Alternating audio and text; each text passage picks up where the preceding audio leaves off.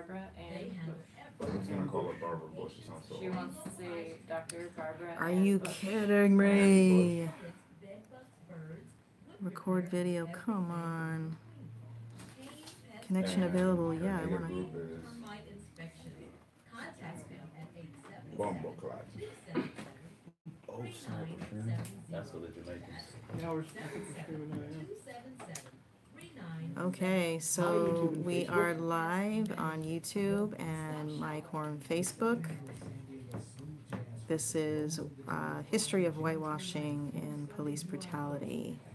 And we have Apollo Alongo, the family of Alfred Alongo. We have Maria Hoyt, family of Sergio Weick. And we have some special guests that will be calling in.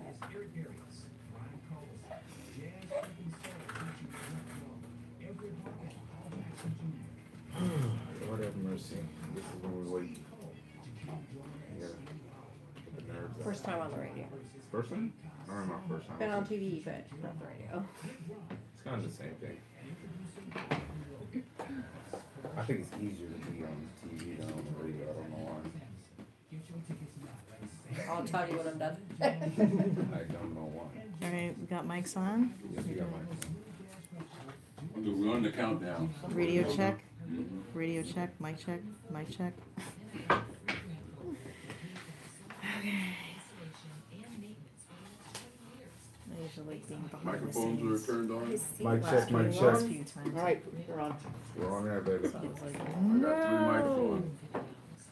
How are we gonna keep track of time today? Hmm? How am I gonna keep track of time today accurately? Do you want a timer on here? You can have one as well. Where's the clock? more times I have, the better. All right. So that's gonna be exact. Exactly at 10 o'clock is when we're gonna start. Hopefully. All right, let's hopefully let's If do I that. can, Let's if I do can that. mention, Depends on how the commercials are running. Okay. when anybody Rush puts, them along. I'm sorry. when anybody puts their hand, okay, exactly. When anybody puts their hand down, Yeah. it kind of shakes this one a little bit. It's not a big deal. But So I need like a gavel off to the side. pound against the wall. Just do this. I'll get up and just- Yes, yes, yes. Okay. All right. I won't pound as hard on the table. Yeah, we're gonna start right on time. Yes, sir. I'm Awesome. ready to roll. That I like. We're gonna have to be 4 seconds early. Whenever. 4 seconds early. 4 seconds So early. that's not. All right. It's That's not on time. Well, it's better to be early than late. That is right. Yeah. But yeah. How much time do you want on the timer? What's the first timer for? I can go first get Air Force. Time is I 5 don't minutes want to. introduction, 10-minute program, 5-minute program summary. So just 15 minutes before we go to commercial. 15 minutes. So 15. As soon as we go, just click, As soon as hit he on starts that. talking, the mic will be on.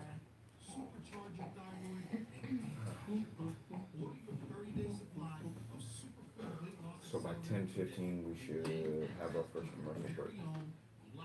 Okay. Right after disclaimer. Right after this. Right after disclaimer.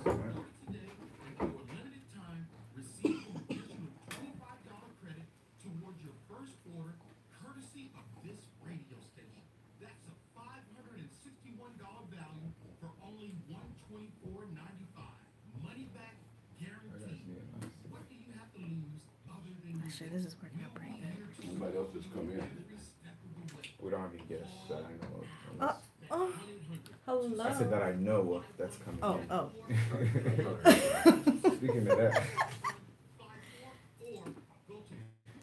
Yeah, we definitely need to please forgive me. It would be amazing to have our realities here. And that's your native. That's Marie Sales. Yeah? Yes. She's your I native. think I've met her before. And her son was killed. Okay, ready? Okay. So I'll get We'll that. talk about that. Woo! Ladies and gentlemen, let's get this. Episode 5, God bless the quorum.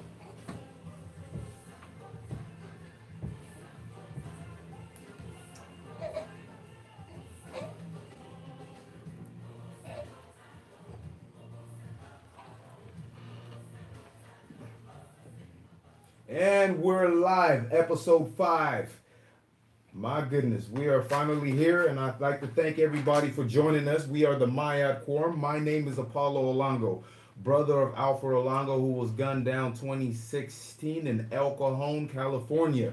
This has set a chain of events for me personally and my family, and has led to a platform for us to speak on and reach out on these issues so individuals can actually get an insider's experience put out on the air. The QUORUM is named after a goddess, Ma'at from Egypt. It refers to both the ancient Egyptian concepts of truth, balance, order, harmony, law, morality, and justice, and the personifications of these concepts as a goddess regulating the stars, seasons, and the actions of both mortals and the deities who set the order of the universe. Today we'll be discussing whitewashing history, which is a topic that I believe should be heard. I think everyone else in the quorum can agree.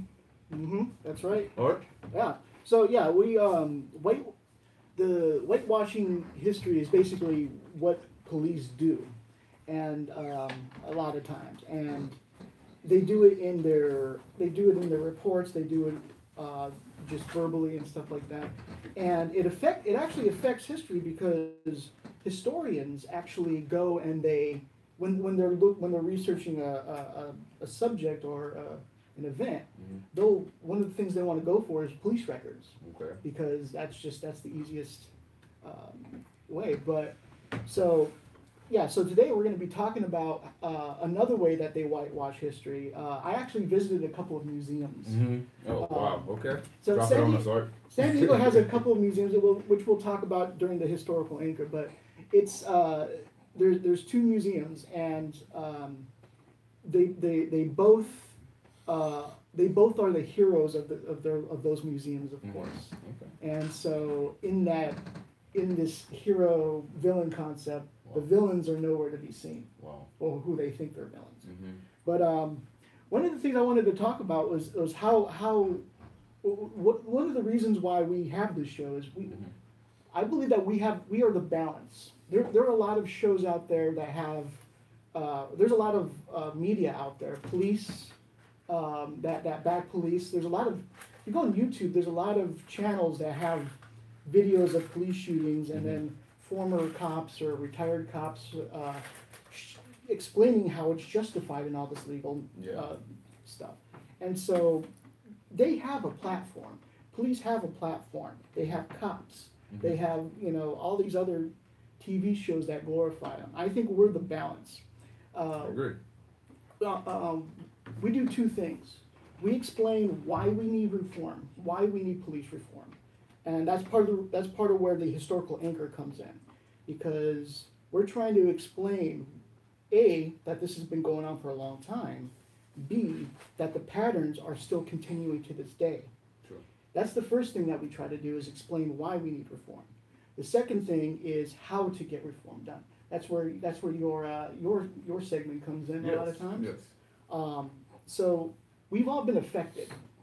We've all been affected in one way or another by, we didn't just wake up one day and say, F the police or something like that. Something happened. Yeah. Something happened to lead to that. Definitely, Yes. I agree with that. So, Kat, can you give us a quick greeting here? Yes.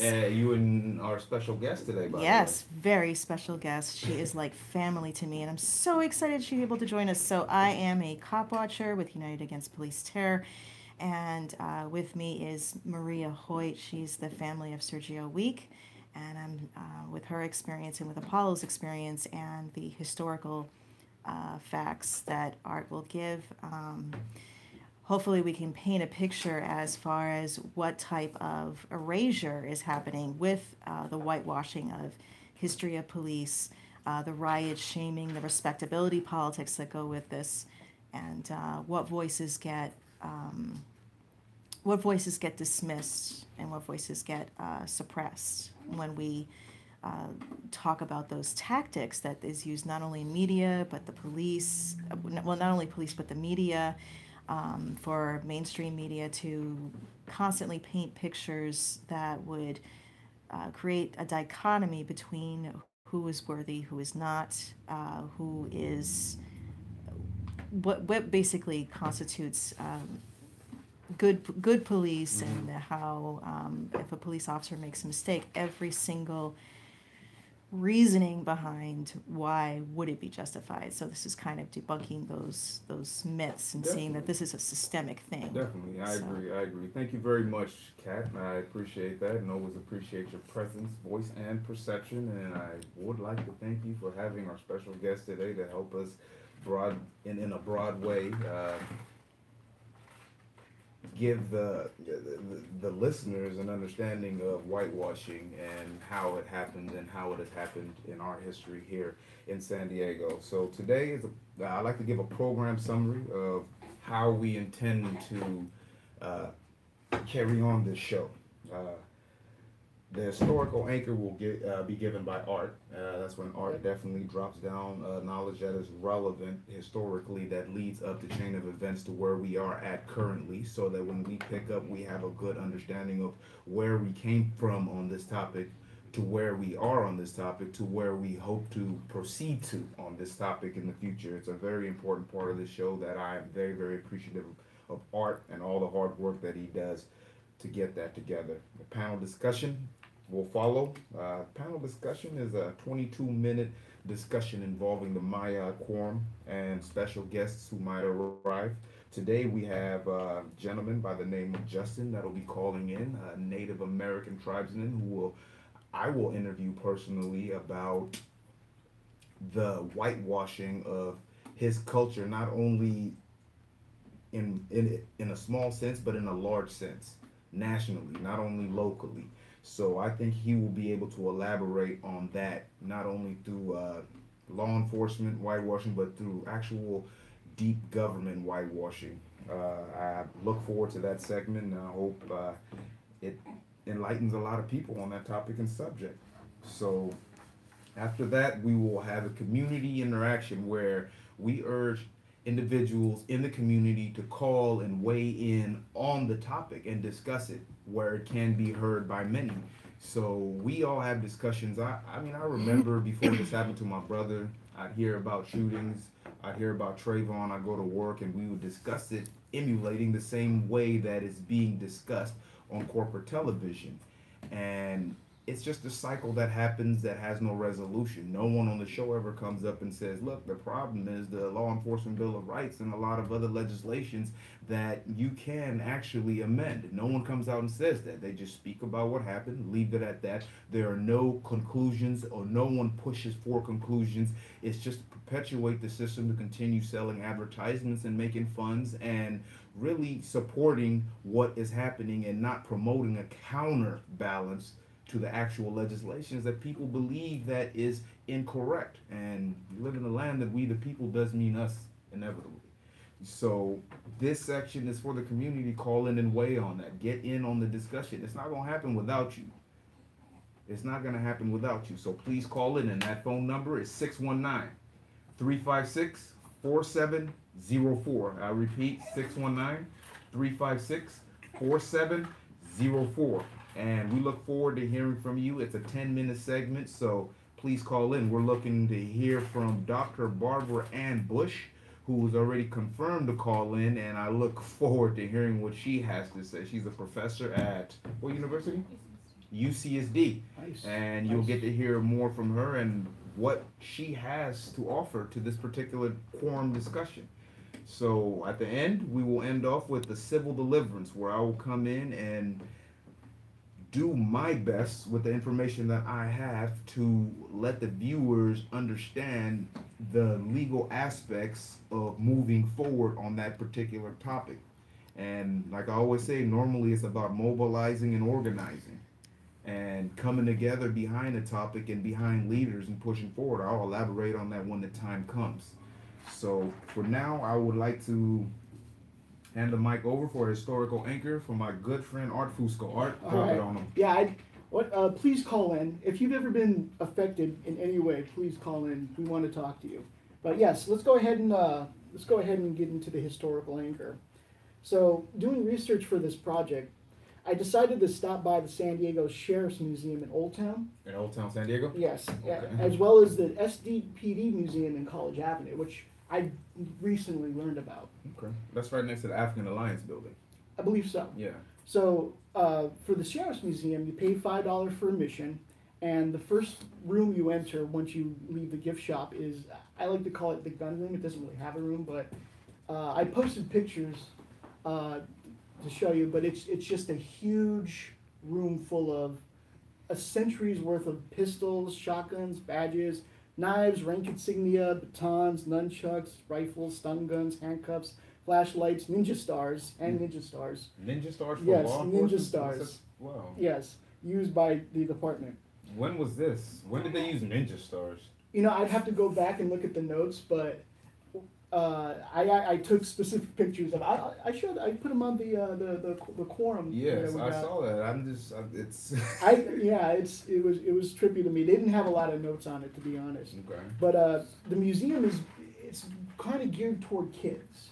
It's one of these things where the kids will come in and they'll be in awe of the rooms and stuff. And so as I continued, I noticed they had a mock-up of our first Sheriff Harazthy in working in a mock-up jail. Remember I told you Harazthy created the first jail that the first person escaped from. You know, El Chapo's great Yeah, and it doesn't say anything about the escape. Okay. So then after that, you get to meet Lonny, the bomb robot. Interesting. Yeah, before walking into an old mock-up of an old courtroom where you can wear a robe and take a picture behind the bench. Sounds like just a bunch of kids, basically. Mm-hmm. If you go upstairs, That's Chuck E. Cheese for police. a little bit. If you go upstairs, there's a room with a timeline that highlights each sheriff and the years that they served. Okay. And right over a picture of Harazthy are the words, "Keeping the peace since 1850.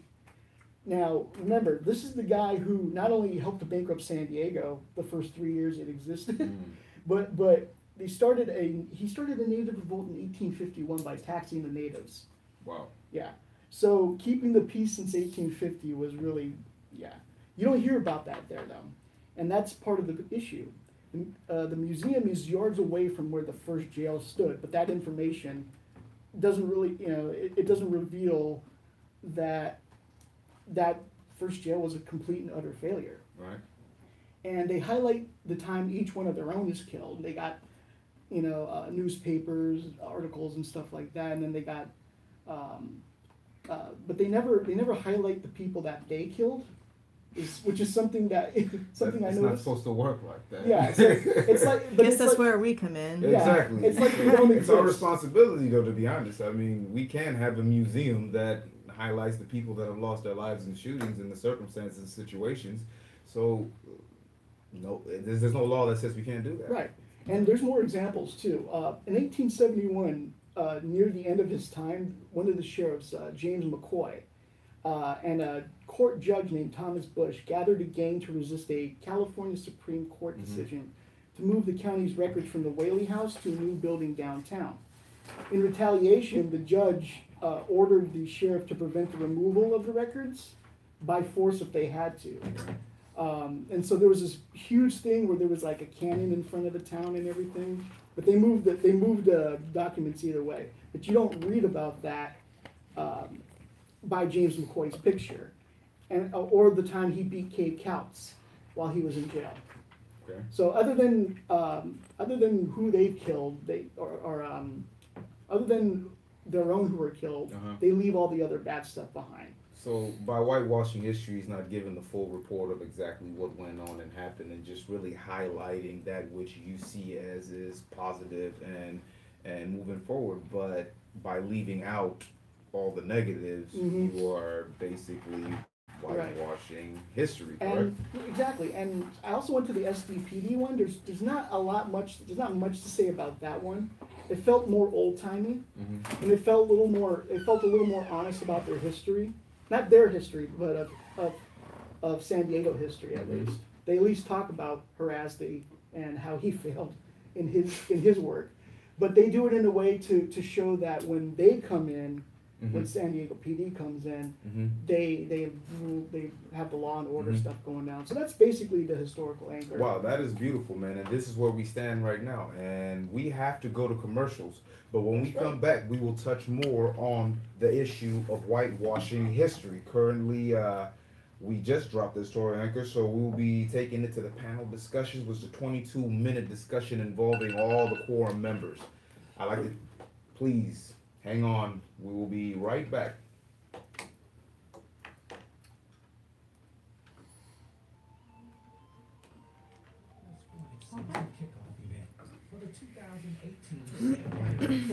My mic still on? I got to turn this off. I turn them off over here. All right, my man. Smacking on over there, man. Can I get a cookie or something? You guys need to get a microwave in here. Do you want to go ahead and have a You seat? guys have a microwave in We here. do. Hey. You do have a microwave? Lord of mercy. I don't have enough time to warm up my coffee, do I? No, you don't. And Sasha is gonna look at me like, do I look like what the delivery guy? Warming up your coffee. So this guy that's supposed to be calling in, Sasha ran off on me. This would be the perfect time to figure out what is going on with that. Because when his time comes in. Is your mic on, Maria? Mike, Can you check and see if it's on? So is Justin going to be calling in? That's why I wanted him to call in kind of like at 10, so we. He just called, He yeah, called you? he's gonna be calling back in just a minute to Al. Okay. So I'll introduce him as Justin, And then the Native American. go from there. I didn't, yeah. No. He's not a Puerto Rican with a feather. He's an official Native American. Oh my Lord. Alrighty then. As soon as you hear the transition, the mic will come back alive. Maria Hoyt, The Hoyt part is hard. H-O-Y-T. H-O-I-H. Y-T. O-Y. Okay. He's over on the East Coast if you. Sergio Weick's And. auntie.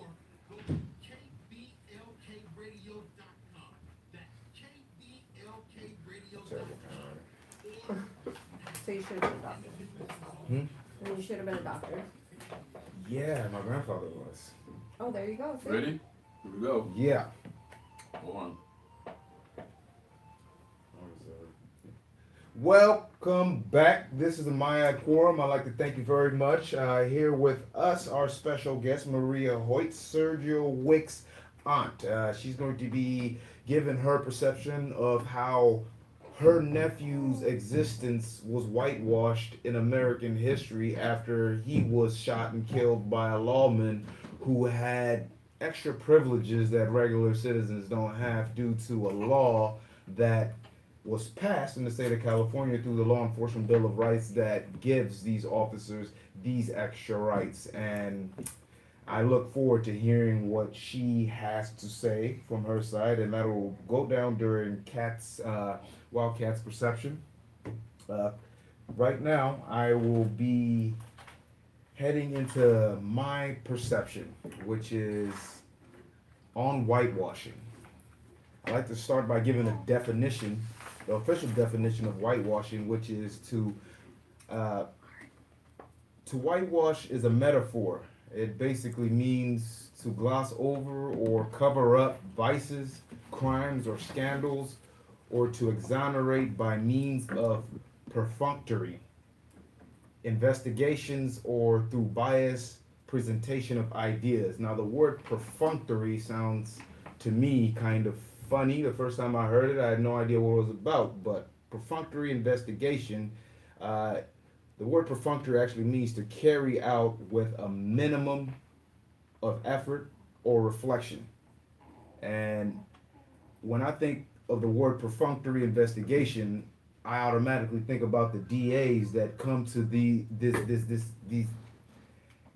they actually reach these verdicts of justified shooting. I think minimum effort goes into it. I honestly do, and that is my perception and my belief. Today I want to touch on legislative whitewashing, which is to gloss over, as I said, and cover up vices, crimes, or scandals, or to exonerate by means of a perfunctory investigation or through biased presentation of data. Biased presentation of data. There's been a lot of information given about my brother Alfred Olongo after he was gunned down. information that really had nothing to do with the actual events that took place that particular day when he was gunned down by an officer that followed procedures and protocols that were not applicable to the actual situation of a person calling for help or having someone call for help. So just to be able to think about that and realize that it happens all the time and there's not that much thought put into it. They don't look at the whole spectrum. The thing is that they pass it off to higher courts. You have to appeal it. And the DA, what amazed me is that the DA has the ability to actually make a judgment as if she was a judge, which blows my mind. To come to the judgment conclusion of justified is something that a judge has to do. The schooling and the process, the understanding, the rigorous steps to get to the point of being a judge is not that one a DA goes through. So how do we place a DA in a point where she can actually decide whether or not a case is justified or unjustified? That is something I believe that a judge should do. They're cutting out a particular aspect of it, and that is whitewashing in my vision, because they get on air and use that particular time that they have almost to get votes by talking down on the person that was gunned down, by saying, oh, he had a criminal record. What does that have to do with the fact that he was gunned down because he was going through a mental breakthrough? Why play that card? You're the responsible one. You were the one elected for us. You understand? So for me, that was personal. That was personal to be able to hear that. I tried to ignore it most of the time because I was trying to grieve and come together with family and see other productive things that we can do to move forward, answer questions that needed to be answered, that the discussions that were being had were not given. You know, we almost had to work rogue from everything that was going. It was almost like there was a life that was going on with what happened with Alfred Longo, then there was the actual real life that was going on. And nobody, oh my goodness, we are definitely that other part. So I would like to reach out to see if we have a caller in right now. Okay, can I hear him? Yes. Okay. Go ahead, caller. Okay, where's my caller? Uh-oh. No worries, he might have been on the other line. Justin? Yes, hello. Yes, hello. This is the Maya Quorum, Justin. Thank you very much for calling in. My name is Apollo Olongo. I am the anchor, and I will have my friend Art here introduce himself. How you doing? My name's Art Fusca. And Kat? I'm doing very well. Thank you for having me. It's a pleasure to be able to speak with you all. All right. Thank you very much. So today's subject is about whitewashing history. And the first thing that came to my mind when I heard that, me personally, I'm from Africa. I'm a part of a tribe. I'm a part of a culture. And I kind of reach out to tribes and cultures here as well. So I have a relationship with the actual aspects and realities of being a part of something like that, and the emotional attachment that goes through it. So I thought about Native Americans and what I was taught here about Native Americans, and I realized later on in life that there's so much more to it. It's almost a remedial understanding of this, and that, but it doesn't get down to talk about the actual nitty-grit that goes on and that happens. So I wanted to give an opportunity for a real Native American that understands it from his perception to give a delivery here at this quorum circle. So please start by giving your whole name. Let us know what tribe you're from, where it's located, and please let us know about what has been going on recently and give us some history on that, and we can just talk back and forth about it. Oh, sure. My name is Justin Big Ishkabin Baby. Big Ishkabin is my name in the Ojibwe language. My mother's people are from. It means he breaks them into pieces. I am of Ojibwe and Saponi descent. The Ojibwe people are from the Great Lakes area. My family is from northwest Ontario on that side. Okay. And the Saponi folks are from the Virginia, North Carolina area. And they are split into a few different bands. You have the Halawa Saponi, you have the Okanichi Saponi, and my family is from the Okanichi Saponi. I have a question, Justin. I currently live in Massachusetts, which is, as far as American history is concerned, this is kind of where it all starts. And, you know, Thanksgiving here, we understand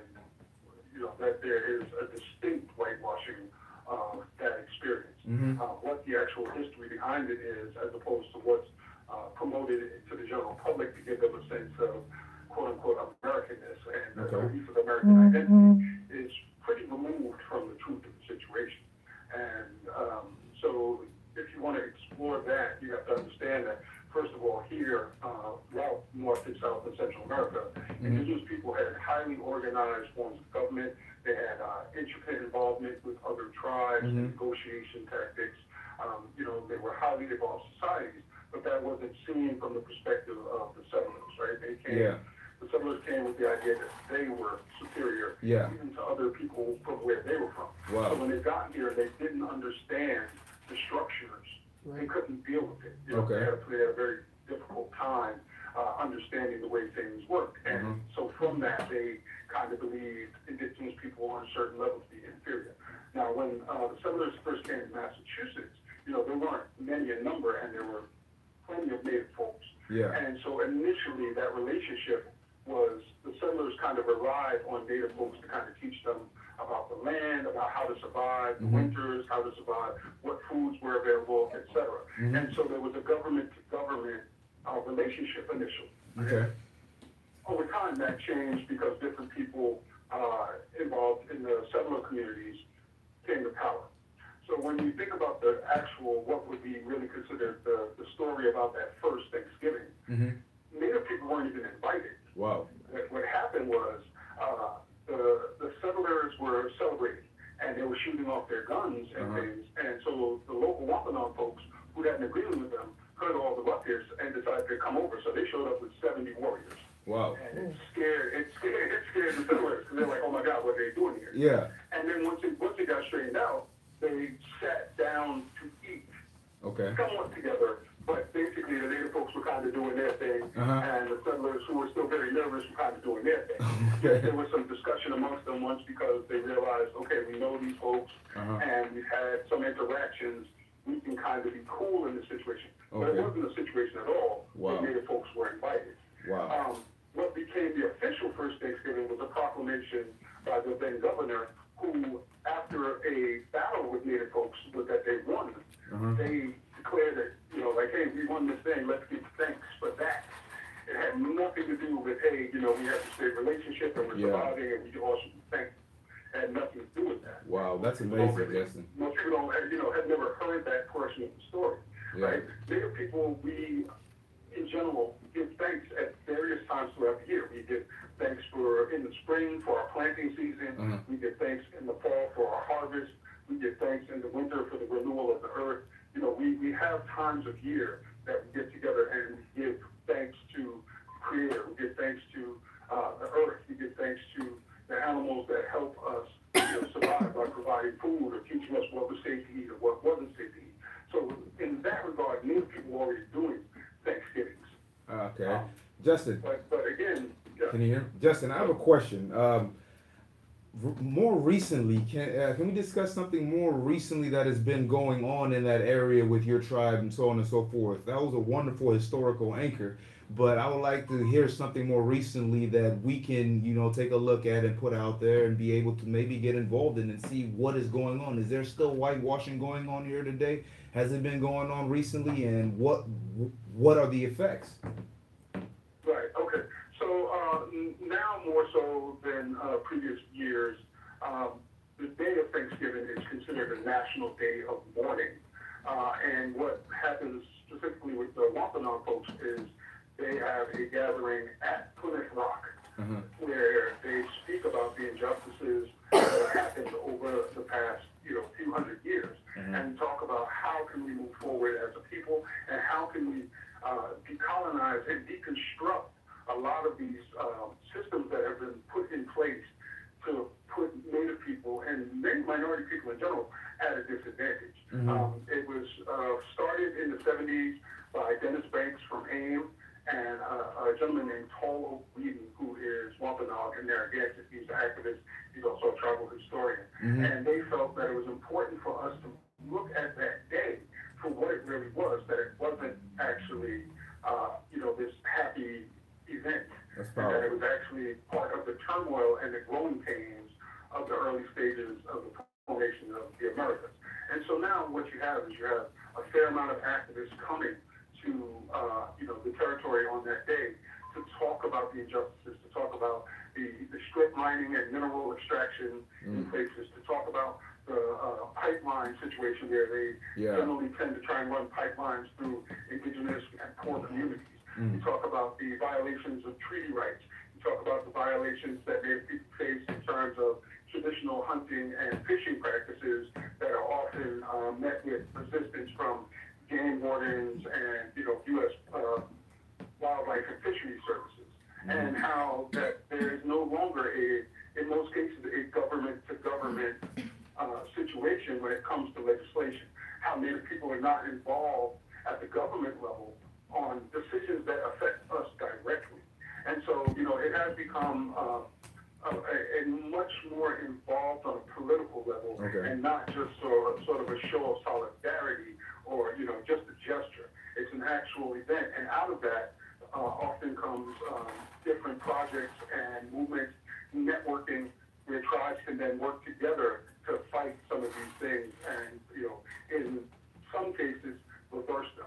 Okay, go ahead, Artie. You can ask some question. Oh yeah, no, I mean it's not a question. It's a more of a comment. It sounds a lot like what had happened to the Kumeyaay. Oh wow. Here in San Diego, here in San Diego, we have the local Kumeyaay who had been pushed out of the lands and then eventually into reservations where they had to they were on their own for the longest time until they were able to create their casinos and everything. But the amount of poverty that they lived in and how the city just wanted them to go away. And it sounds a lot like that.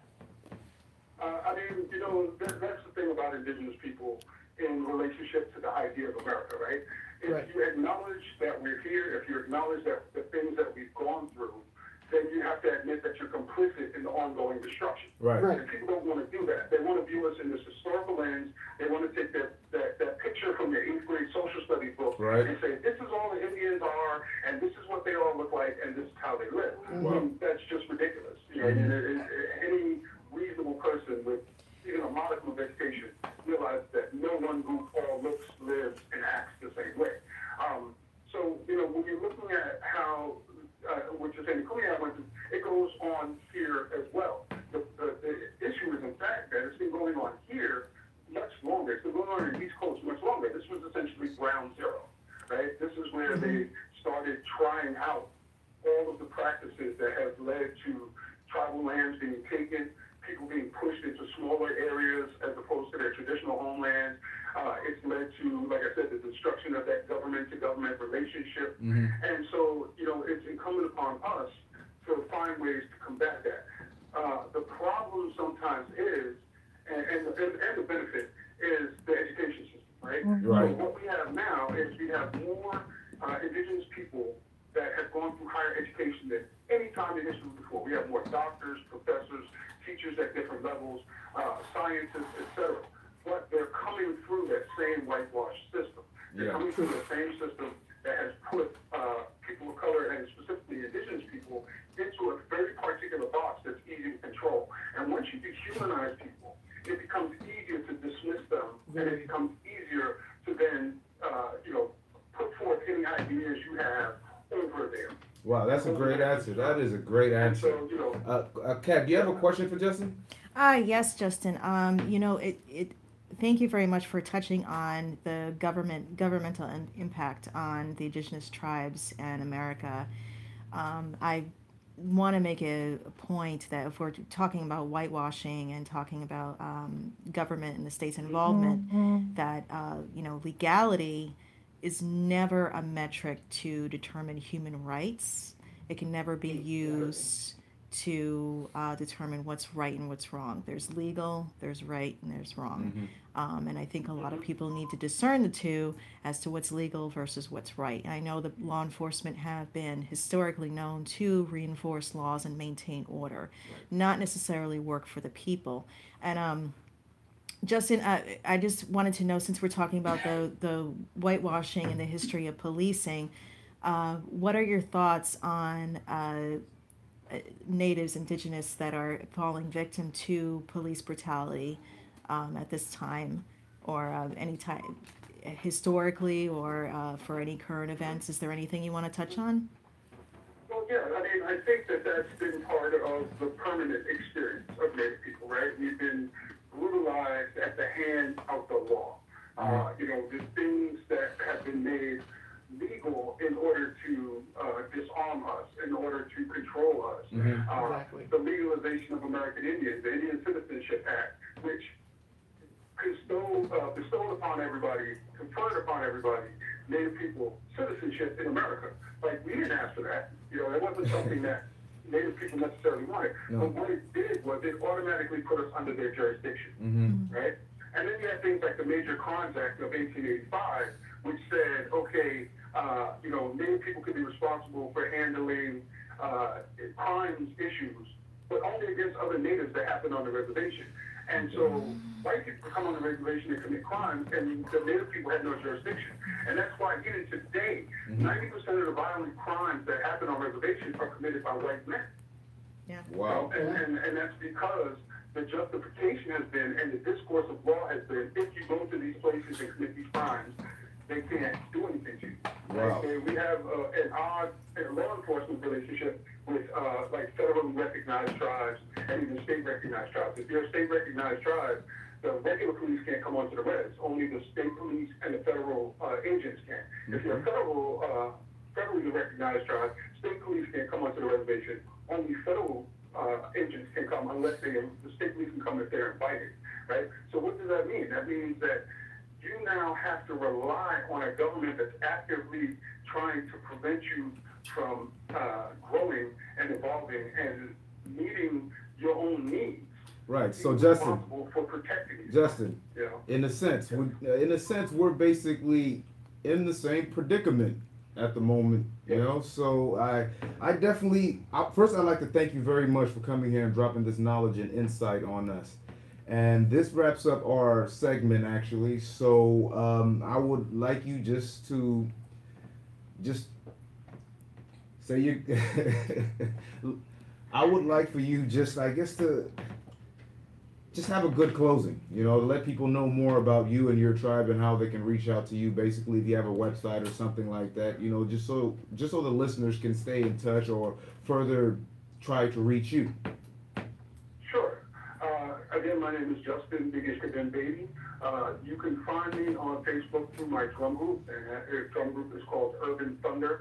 I am the drum keeper and lead singer for an intertribal powwow drum group. I'm actually calling in from the Harvard University powwow right now, so there's a certain irony there about, you know, privilege and the like. But yeah, so if people want to reach out to me, they can contact me through that at facebook.com/urban, URB as in boy, A-N as in Nancy, Thunder, THUN as in Nancy, D as in David, E-R. And that's the page that will take you to information about our drum group and the like.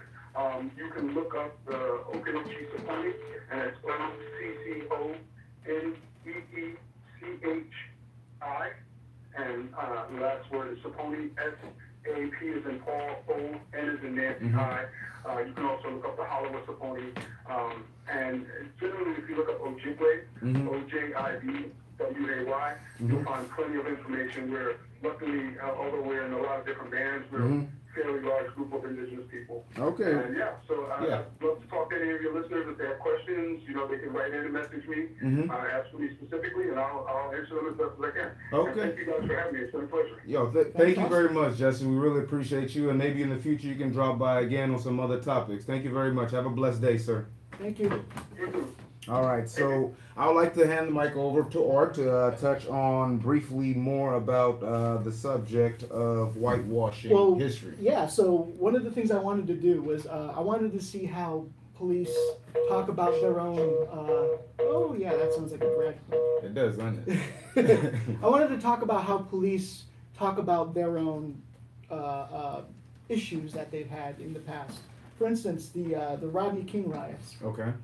I wanted to know what LAPD wrote about it, so I went on their history page. LAPD has a history page. And this is what they wrote about the Rodney King riots, a really short paragraph. In 1991, the department and the city of Los Angeles were rocked by a series of crises touched off by the Rodney King incident. In 1992, Los Angeles was the victim of a major civil disturbance. These back-to-back incidents caused the people and the leaders of the city to fundamentally re-examine and modernize police department policies, training methods, and personnel practices. The end. Wow. That is literally all they say about the Rodney King run. You would never know that officers beat an unarmed man for like well over a minute on camera. You know? Well over a minute. Yeah. So, you know, that was one of the things that I realized, you know, like, most, you know, as I said, most historians, they try to look for police reports and media reports. But when the police are lying to the media and falsifying the reports, we're never going to get a real view of what happened historically in a lot of these cases. I agree, and that is the whitewashing. Kat, I'd like to hand off the segment to you, and you could hold it down here with Sergio's auntie, Maria Hoyt. And you guys please elaborate on this whitewashing and how this mechanism has been designed to work and how it's working, and we're not really understanding how it is. Not we as in us, but we as in the people. Community at large. And that was not an accident. Exactly. You know, I do want to open up that I want to share a couple of Martin Luther King quotes because I know a lot of people prefer the peaceful resistance of Martin Luther King, but going into what he actually challenged and him understanding that unjust laws need to be protested. There's a quote that say, "We know through painful experience that freedom is never voluntary. Given by the oppressor, it must be demanded by the oppressed." That's right. And with over 885 people killed in San Diego County by every branch of law enforcement, as a duty for cop watchers is to go against the narrative that these killings were justified when they could have had their time in court, when they could have faced a judge and could have walked away from the situation. So am I handing it over to Maria? So you too. Talk. Okay. Let me know. Maria, actually. Hi, I'm Maria Hoyt, and Sergio thank you. Sergio was my nephew. Absolutely whitewashed when Sergio was murdered, because they did, as they did with Apollo, they tried to smear his name through the mud, and they didn't take it not only through the courts, like you said, but I think the main court, unquote, was the court of public opinion, because they do that. They take it to the media. They love to talk about what a bad person he was. They even decided to judge him on his fathering skills. Wow. Or lack of, if you want to call that. But they never mentioned anything about the officers that killed him, specifically one that had prior run-ins with disciplinary actions. He also went on to kill somebody else, and again, they never mentioned it. Oh my goodness. He killed two people in 1 year. Yes, within 1 year. And I have a question though. Is this man still working today? He is. They will not disclose for what they call reasons of safety for him and his family, but he is still a sheriff in the San Diego County. Wow. And that only brings it to. I'll be more than happy to disclose any information that you have. Oh, I've been digging, and it's been really hard. I keep hitting walls, but it hasn't stopped me from trying. But it just goes to show you, that they obviously protect their own. They don't want anybody to know the truth. Again, whitewashing, because they claim that it was justified because Sergio was such a bad person, as I'm sure they said that about Apollo, Alfred. Oh, I'm sorry, about Alfred, you are. It's okay, my father, everyone does that all the time. It's a mom thing. Yeah, and it just shows that it's nothing but love. It's like, my goodness. That's right. Well, I just wanted to kind of touch bases with, it's not just here in San Diego County, and I know you guys are very well aware of it, but just recently I saw a documentary about Eric Garner. Yeah, Eric Garner, I heard about that situation.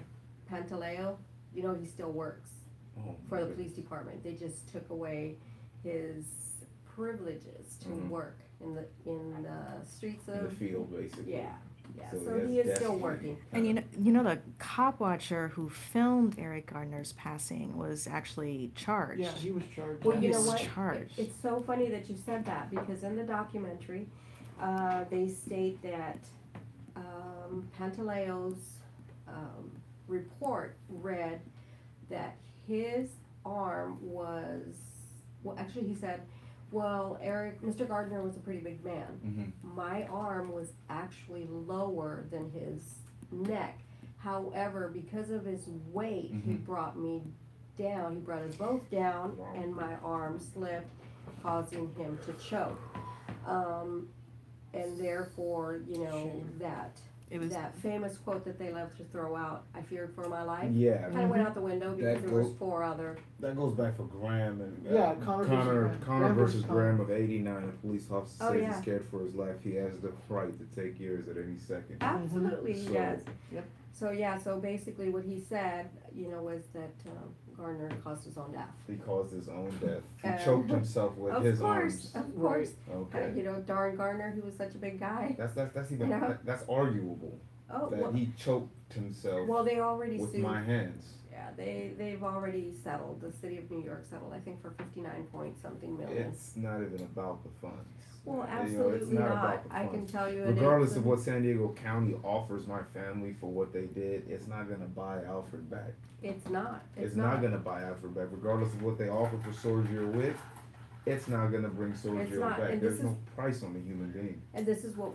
I argue about. It's like, it's the principle. It's take these people off. Then they say that they have a panel that reviews all these shootings. Who is this panel made out of? Yeah, And what is it under? Who does it serve? Yeah, who does it serves serve? the That's what it officers, is. of That's what it course, is. you And know, at this time, along with you, I would like to bring in our caller, Dr. Barbara Ann Bush. She will be documented as our first.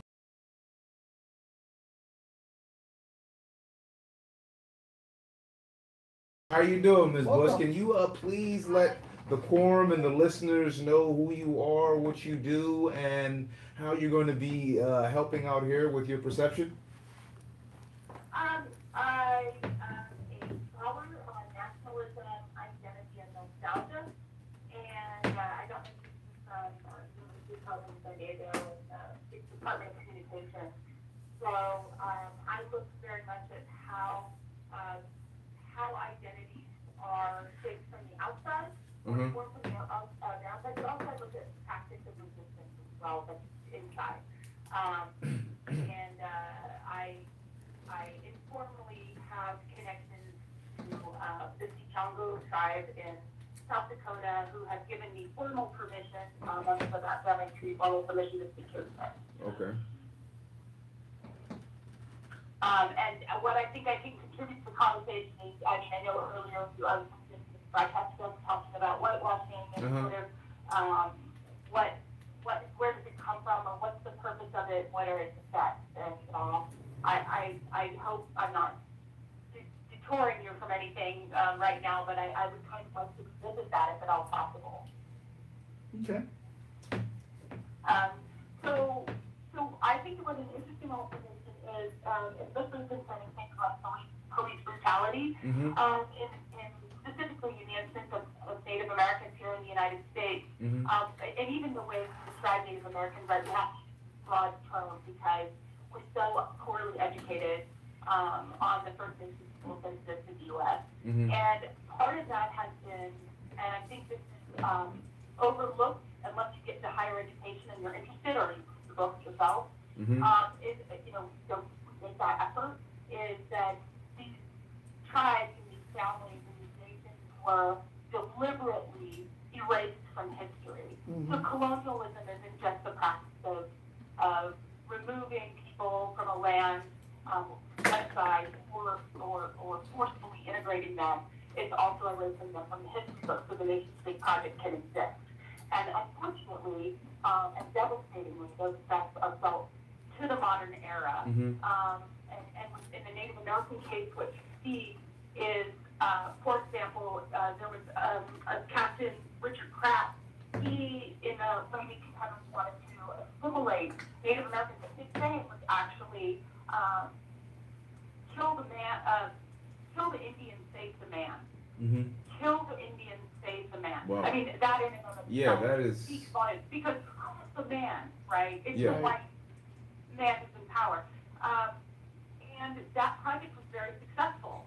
Unfortunately, Chester Nez, who wrote Code Talkers about the Navajo Code Talkers during World War II, didn't speak. I mean, Chester Nez was not as radical as I'm probably being right now in my own discourse, but he very much speaks to his experience of going to schools where Native people were forced to cut their hair, where by physical punishment, forced to not speak their native languages, not allowed to practice their religion. My goodness. And these lasted up into the 70s television. So this wasn't like bygone history in the late 19th century. This was all the way up into the 20th century. These practices, they're living memory today. People alive today who went to the schooling system that forced native sort of cultures and religions, the tapestry of that, the rich tapestry of that underground. And I think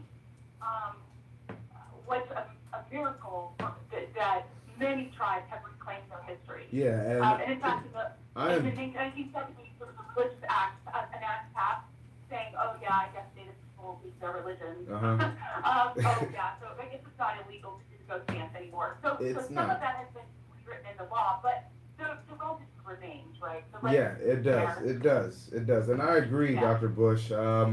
Your perception has been very helpful today, and I'd like to thank you very much for calling in. I appreciate that. I'm pretty sure our viewers do as well, and I look forward to maybe having a one-on-one with you later, or maybe meeting the quorum at a later time just to discuss future shows and so on and so forth. I'd like to thank you very much for calling in. Now we will go to, thank you, no problem. Definitely. Have a blessed day. This is part of the segment where we go into the civil deliverance, where I give an outline of what we've been through and discuss the actual civil aspect of where we're at. And I always like to start with mobilize and organize. That's a theme that I will be singing until the end of this show, the end of this entire show, which is a 6-month broadcast. So mobilize and organize to join civil rights organizations based on how your beliefs and views align with their vision and mission statement. But you have to research these organizations. You cannot just jump into a movement and go along with it and later on find out it might not be what you thought it was or this and that. Then it deters you from even wanting to be a part of an organization that is looking for it to bring change in the long run and now. So history, past, present, future, short, long-term goals, ones that challenge legislation and promote to enable law enforcement's current system of investigation and protocol system. That is actually a whitewashing mechanism. The whole entire front of that is based on whitewashing what is truly happening. If you do not allow an officer's actions to be judged in the same way that a citizen's action is judged in front of his peers, there is a discrepancy there. And this law enforcement bill of rights that they have in about 14 to 15 states, I believe, they're all a little bit different, but basically the same. The one that we have here in the state of California is one that affects people in a lot of different ways, because we cannot get the justice from law enforcement officers that do not follow protocols accurately. We have not refined policing in this world, or even in America. It's not a refined process. It's a process of learning. Everything is a practice. Even a brain surgeon will tell you, what I do every day is a practice. We are practicing to get better as we go. So if the people tell you that this is how it can be better, we suggest it. Who are you to say that no, it is not? Who are you to say that it's impossible? We have to keep these guys protected and perpetuate this system the way it's going. There has to be some kind of a yin to the yang. I speak of that very often. And at this time, we have the police unions who can pass laws and make that kind of decision, but we do not have an entity that has the people's voice that can stand there and counter it with the same amount of strength. So it is you, the people, you, the listener, that needs to get out there and make that happen.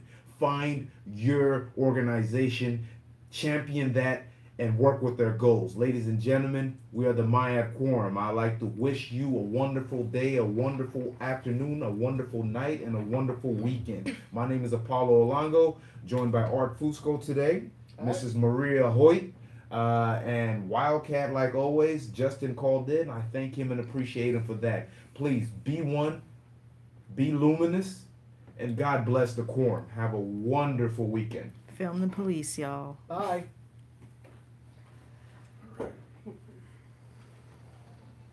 Is that the show? You should do the mic. That was weird. That was weird. That was weird. Actually, this is I think that worked out great. That was weird. this was a good show. It was, but it was weird. It worked out just fine, but I didn't know how it did. It just kind of manifested. It's a lot. It was a lot of information. A lot of people calling in. Yeah. Yeah. Can Maria? So when we talk about police brutality, can you join us again, Maria? Absolutely. Is Saturdays are good for you? Saturdays are perfect. Seems like we're gonna throw a party for this. I just gotta make sure like everybody has enough time. And we have Yeah, and by then we I'll have give you- 1 hour. And I think Yeah. that I can create a style of a segment that we can have it work. Okay, I got another group coming in.